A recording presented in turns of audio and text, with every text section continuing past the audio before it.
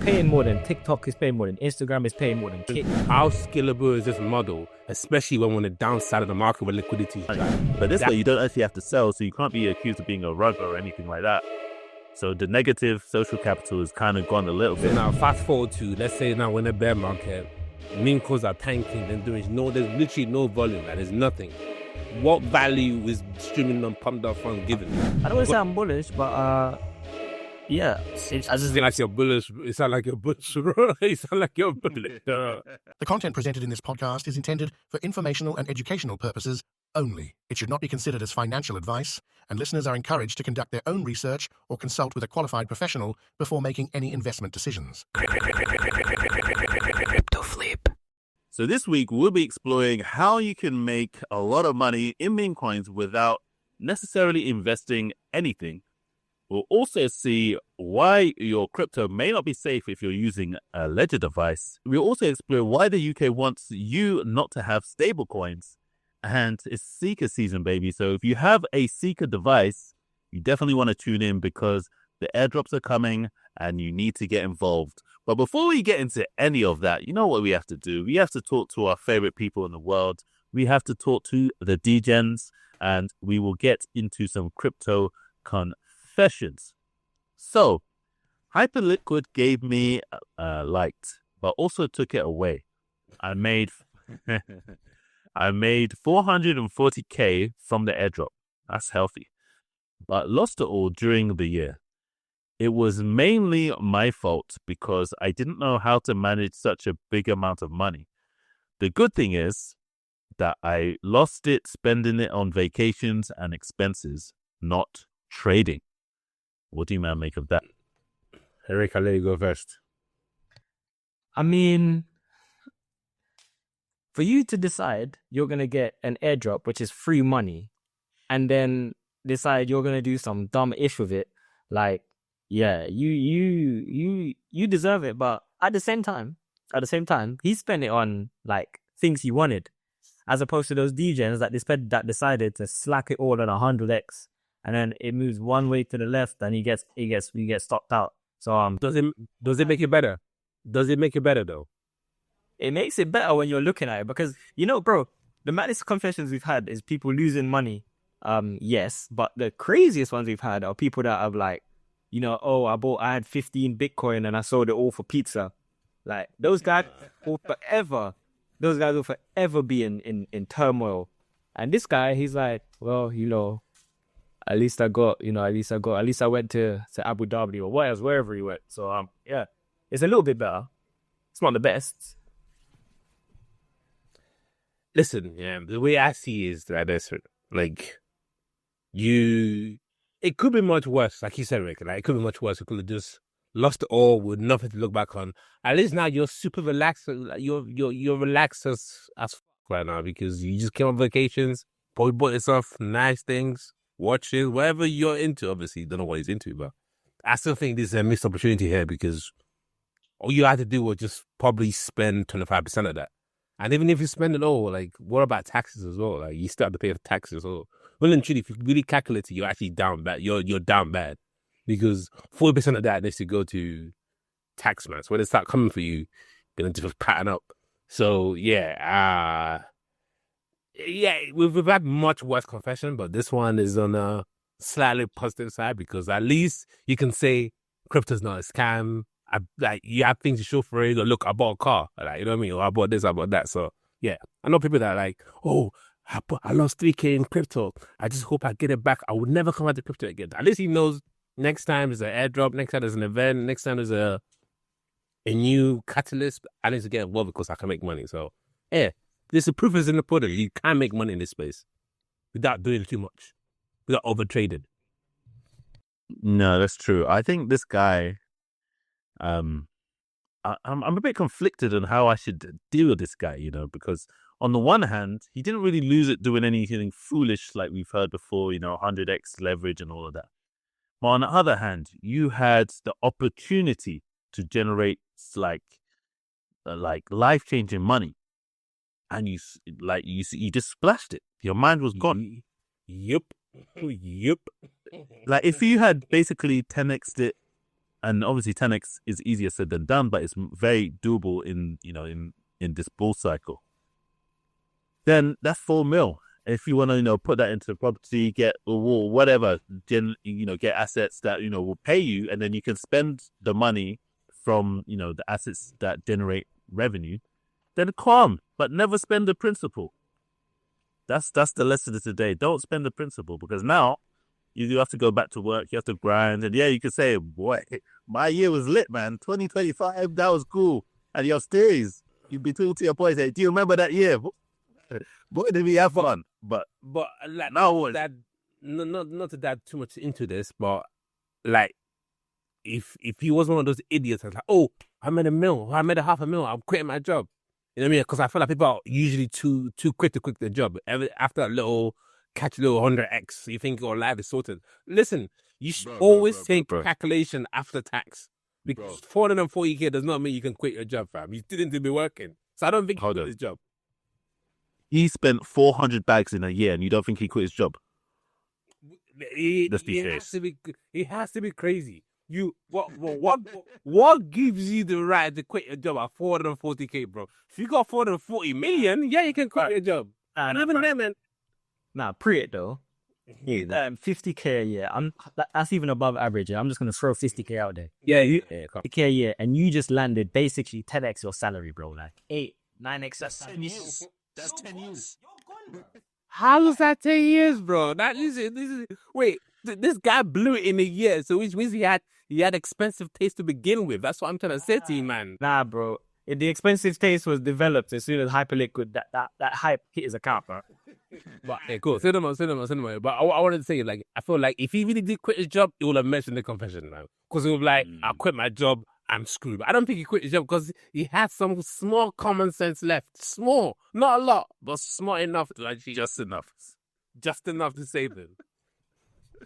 Well, welcome back to the Crypto Flip Podcast. I am your host, Harris King, and I am joined once again with my co-hosts, Ricardo and Deji.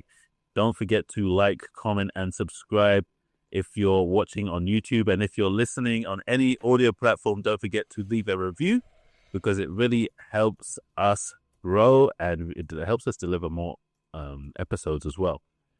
So, this week has been very interesting in the meme coin space. Our favorite platform, Pump Fun, has, delved even deeper in the world of live streaming, and they're really trying to take on established players in Web2, such as Kick, Twitch, all of the above and more.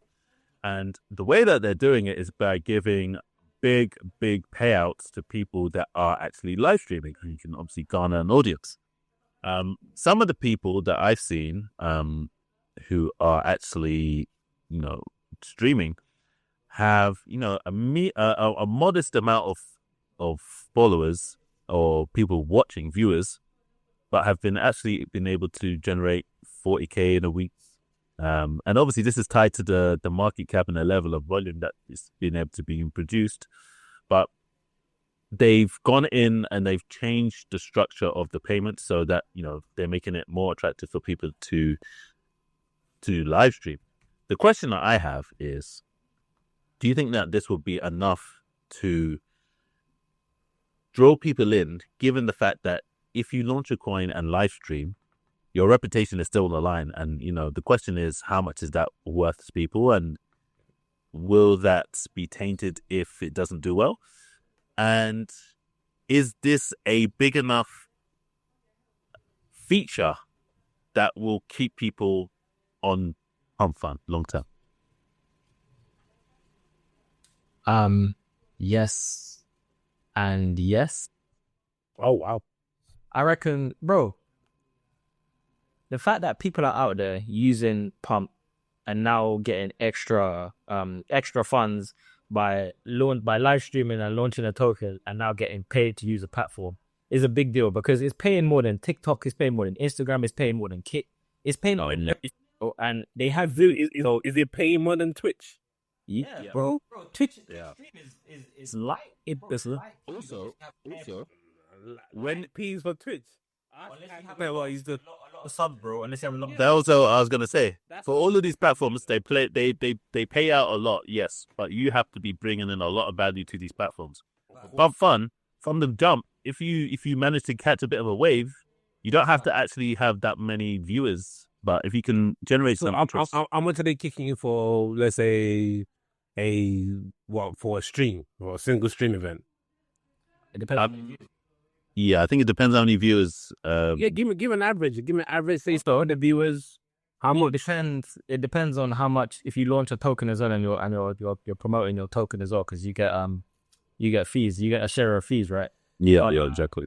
Bro, yeah, we can roll in and figure it out, but at the same time, we should also do a pump fun episode. The same, but now I was thinking about that, you know. Look at that, fam. You capped it up. I did actually have that thought myself, but then that's why I asked the second part of the question, because on the one hand, you're thinking, like obviously, originally when they had it, you had to do it the old way where you launch your token, yeah, you'll stream, but then it's your funds in there, so you'll eventually have to sell in order to make money. But this way, you don't actually have to sell, so you can't be accused of being a rug or anything like that. So the negative social capital has kind of gone a little bit, but at the same time, if it doesn't go well, you can still maybe have a bit of blowback. Like, how do you sort of navigate that? Or is that just part of the game? that's just part of what it is, bro. That's just part of how the cookie crumbles. Because yeah, you don't really get to control what happens, bro. You just have to do what you do, and at the end of the day, like, yeah, I just think it's definitely a better platform. Not even a better platform. It will facilitate better payouts than all of the current platforms, and I reckon that will be good for Pump in the long run. And bro, the fact that we're even talking about Pump in which long run memes weren't buying service, because of this new live stream, well, because of like extending their live stream functionality, just goes to show that they're getting some buzz. Some people care about it. You look at the token price of Pump Fun, it's been up like week on week over the last 3 or 4 weeks. Obviously it bottomed out. So yeah, man, I don't want to say I'm bullish, but yeah, I just think like you're bullish. It sounds like you're bullish, bro. It sounds like you're bullish. Hey, listen. Yeah, I'm gonna go in. At the end of the day, it all comes down to one thing: what's Bitcoin doing? What part of the cycle are we in? Because I don't think that, to me, this feels gimmicky. I don't care what you man tell me. It feels you can't be in a live stream business, be giving that crazy payout with that a sufficient scalable model. You just can't. There's a reason why Twitch don't pay out to someone's live streaming for. Well, hold on a second. That's not necessarily true at the beginning, because, for example, when the Kick, launched, the reason that they were able to get Aiden Ross and all these other guys is because, you're going to have to overpay at the beginning because nobody knows you, nobody cares. So to generate that buzz until you become a household name. Valid point. So now fast forward to, let's say now when a bear market, meme coins are tanking, there's literally no volume, like there's nothing. What value is streaming on Pump.fun giving me? Because I know they're giving payouts in Pump, and I know that's why Pump is. And by the way, first of all, shout out to Pump Token, because that's been done a phenomenal, right? Like if you just basic range, low range high trade, you could have caught easy 200%. That's the number there, and we're all about making money here. So I won't say, like that's a dead trade. That is an excellent trade. Whoever took it, I personally didn't take it, but I wish I did. So that's point number one. Point number two, I'm just feeling like, cool. So they're paying out their streamers in Pump tokens. And you know what I mean? You now have incentive to not have to sell tokens. You can basically use the payout you get from Pump.fun. But I'm just wondering, how scalable is this model, especially when we're on the downside of the market where liquidity is dry? That's where I start having concern. And then for now, it's going to do well. You can see evidence of how well the token is doing. But I don't know, But as investors, does it matter? Does it really matter? Yeah. If the opportunity is here, why wouldn't you take it? Okay, cool. Opportunities here. This is something that I just rolled out. It was always part of the plan. It was on the roadmap, but this was always something that this is relatively new, I would say, because the price only started rocking this month. This 200% gain has been the past 3 weeks. So, and then we kind of jumped on it. And you're right. We should have been part of it. I should have been part of it. But like I said, I don't jump to things that I don't really believe in. Like, you know what I mean? Like, yes, Has it cost me money? Yes, it has. But at the same time, if I don't, I'd rather know that I have my money in my pocket rather than just throwing it on a wall, hoping it sticks or something. But Pump is doing really well, and it will continue to do well, especially as Bitcoin continues to do well. But however, long term, when Bitcoin decide to have a massive pullback, how will it affect their token system? Because you giving out Pump tokens as payment, are people keeping it? Are they dumping it? Are they staking it? So I'm interested to see how things progress moving forward. Like I think it's definitely interesting one. I'm not gonna lie. No, it definitely is. And something else that's interesting are airdrops. So, as you may know, if you're a regular listener to our show, Solana Seeker is a phone released by Solana, and one of the selling points is that you will regularly get airdrops. I know both my co-hosts have actually received their Solana Seeker. I'm currently moving residences, so I actually haven't put in my address to receive mine as of yet, but I will soon. But yeah, Rick, I believe, has some more information. So why don't you break it down for everybody? Yeah, so basically, Solana Seeker is a mobile device, obviously, running, you have like a seed, what's it called? A seed vault. But anyway, Solana, I think they call it Seeker Month or whatever, Seeker Season, is a month-long event where a lot of developers are going to release like apps for the Solana Seeker device, but also just for the App Store and the Play Store. And as part of that, there's going to be a new app every week. And so every week, we're going to get a new app and potentially a new airdrop. So Seeker haven't announced their airdrop yet, but that's coming. So everyone that has a Seeker device is going to get some Seeker airdrop. I don't know what it's going to be, but we'll see. We'll see what that will be. But yeah, the first one, so it started in the start of September. I think the first one was something called Moonwalk and Stalk. So you could go and claim your Stalk airdrop now if you have a Seeker. It's minuscule piece, to be honest. There was a bigger one. I think it was like a window for 24 hours, but it had some issues, so it was 48 hours that you could claim more Stalk. But yeah, go and paying a Stalk. I mean, obviously it's only 10 cents, but better than nothing. And yeah, there'll be more airdrops coming. And generally, if you want to keep up to date with what's going on, just follow Solana Seeker on X. Really? So, is it a case of you have to have the device physically, or can you just claim it from your Phantom or your Soulflare wallet that you use to purchase it? Nah, you have to have the device, because when you first boot up the device, you get a Seeker ID, and so you have to claim that Seeker ID, and also have the collectible in like I just claim my Seeker ID / I have a Solana Seeker collectible in your wallet in order to actually get these airdrops that are coming out. So it comes with your Chapter 2 pre-order wallet. You need a new wallet. You need a new... Well, no, you don't need a new wallet. You just need to make sure that you have that Seeker collectible in the wallet that you're going to use to claim. So have you set up your Seeker already? No, man. I've been too busy to do that, bro. Yeah. Set up. Yeah, I'll set it up. But to be honest, if this is Hyperliquid, someone's airdrop me 10 grand or 40 grand, I will have, but I know this thing is peanuts, man.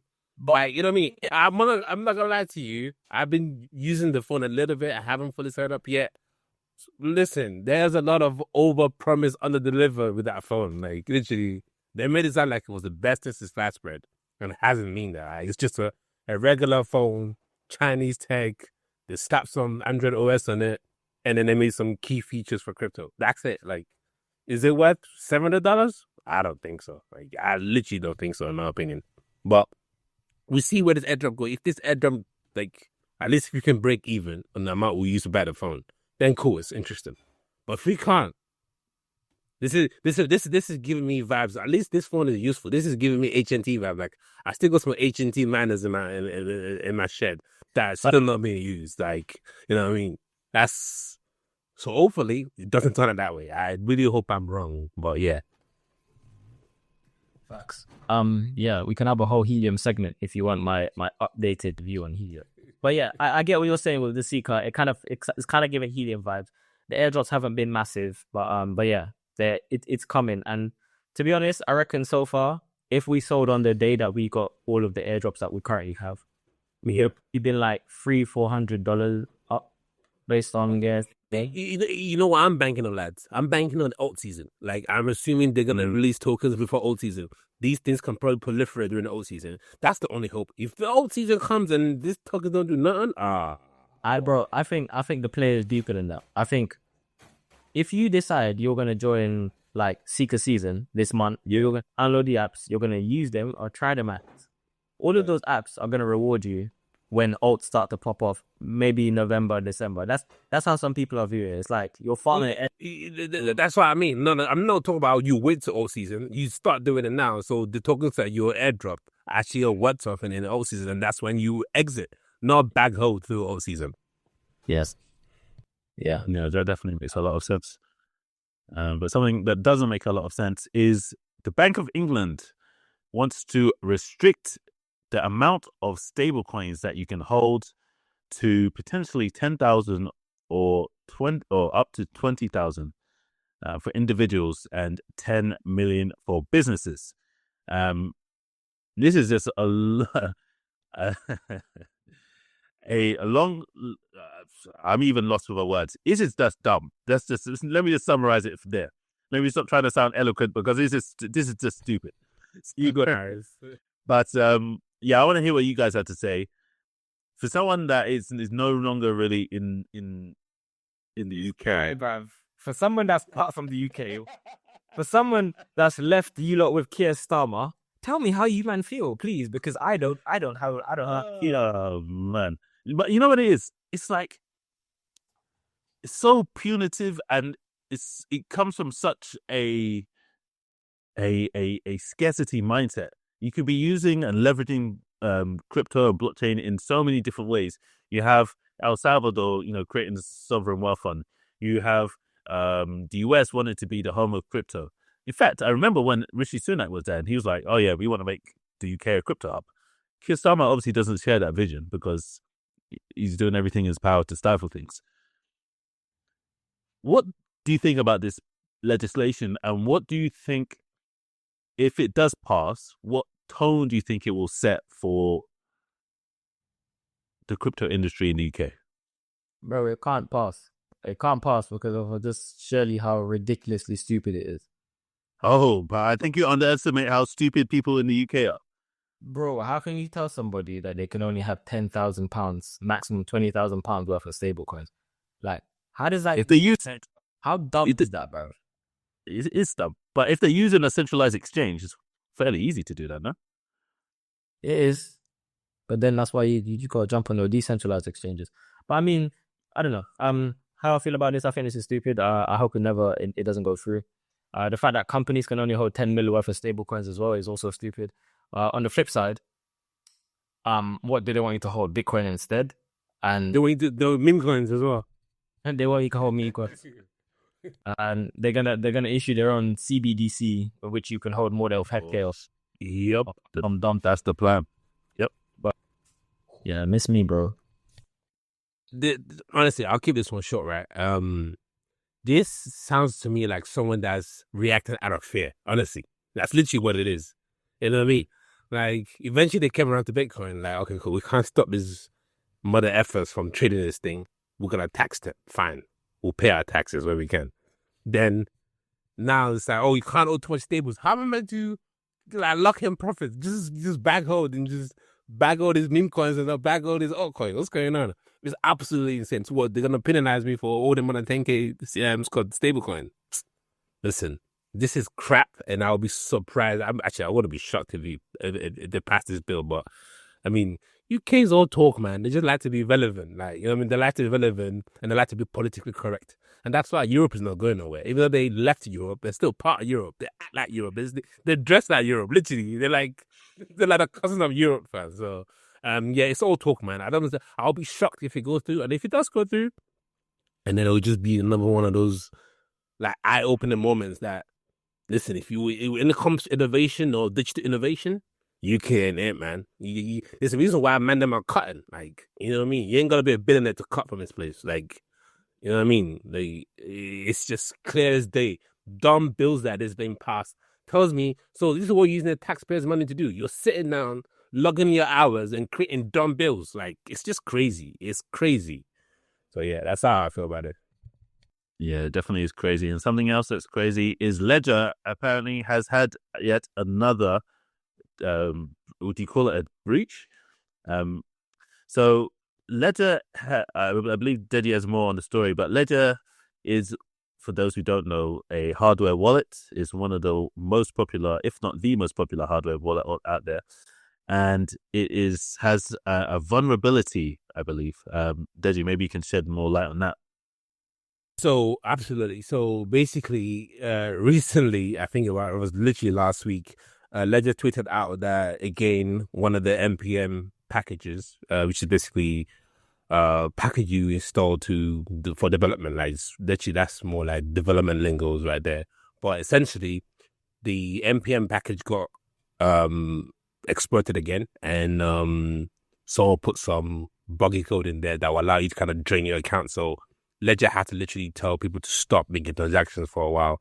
And I'm not sure if it's back online now, but I don't know if you guys remember, we've done another episode recently about this, where like stuff would happen, and then the live Ledger Squad wallets were inactive for, I think, a couple of days. It wasn't straightforward. This is one of those features where, like, even if you patch it up, you can't just force it back into production and tell everyone to start using it again, because you don't want to be liable for any kind of drained wallets, because that's liability on you. So, but I think this is crazy because this is the second time this cycle, and like, I'm just wondering, am I in the wrong profession? Like, because these scammers are eating. Like, these guys are, oh my goodness. Like, I might quit my job and just go find one of these groups. But anyway, I'm toasting in it, bro.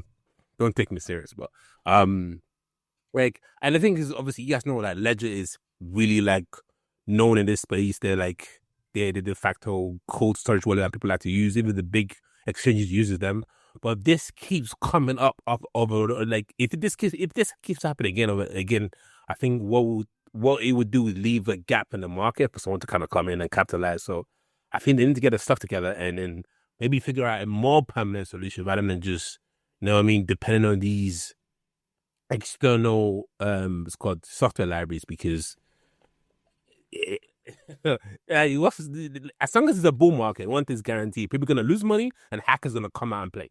Those are two things guaranteed to happen in the bull season. So that's just playing out perfectly here. So it's concerning because I do have Ledger and I have nothing on it, obviously. So, but I haven't touched it in a minute. So hopefully, let me check the Twitter account if it's back on again. But this is concerning. What do you have to say, Rick?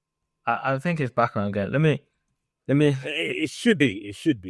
Let me dig a little bit deeper for the guests, for the listeners. Basically, yeah. Bro, these hacks are getting so well orchestrated. It is insane, bro. This was the result of one person that was targeted. So this one person is like, I want to say he's a super dev. He builds open source frameworks and he publishes them to NPM, which is Node Package Manager. And the one that was hit heaviest this time was Chalk. So basically, this person wakes up. I think his name was Alex.